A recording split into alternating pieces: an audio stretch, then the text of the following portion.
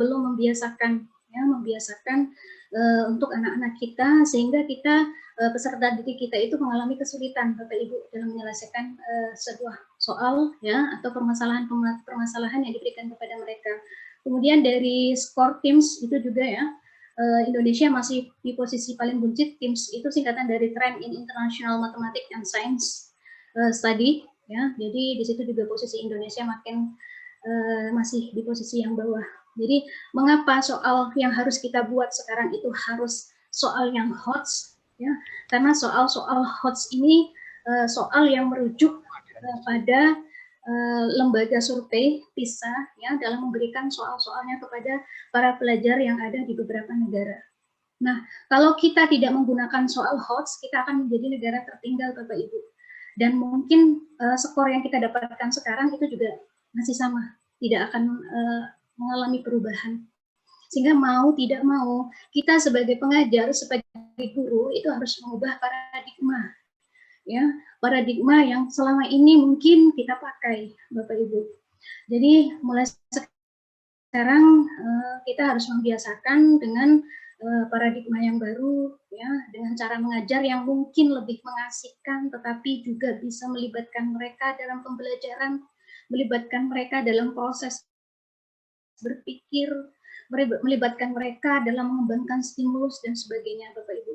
Jadi ini pentingnya mengapa soal HOTS itu dari sekarang harus kita buat, ya, harus kita praktekkan dalam ujian madrasah. Walaupun mungkin kalau dilihat dari waktu itu sangat mepet, Bapak Ibu. Tetapi sebagai seorang pelajar, sebagai seorang guru, seorang pendidik, tentunya kita juga harus mempunyai cara tersendiri, Bapak Ibu, untuk menumbuhkan pembelajaran ya di era milenial ini.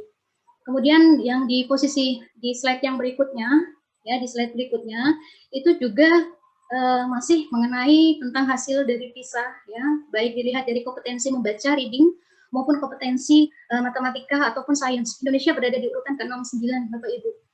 Ya, berada di urutan ke-69, ya, dari tiga kompetensi yang diujikan, ya, yang diujikan oleh PISA. Jadi ini merupakan refleksi buat kita, Bapak Ibu, bahwa pembelajaran yang kita lakukan sekarang ini harus mengalami perubahan yang lebih baik, gitu ya. Walaupun mungkin dalam kondisi yang seperti sekarang ini, ya, walaupun mungkin kondisinya sulit, kita tetap harus bisa menyajikan materi-materi yang berkualitas kepada peserta didik kita. Itu, Bapak Ibu. Kemudian yang slide berikutnya ini juga masih sama, ya, itu posisi dari pelajar Indonesia, Bapak Ibu. Nah, kalau dilihat dari negara-negara Asia Tenggara, Bapak Ibu, posisi Indonesia itu paling jauh sendiri, ya, di posisi 69, jauh di bawah Singapura, Hong Kong, dan seterusnya.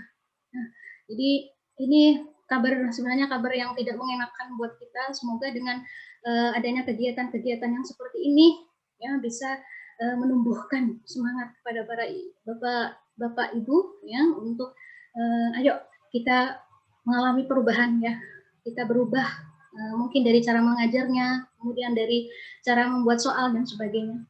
Kemudian di slide berikutnya ini juga masih sama, Bapak Ibu.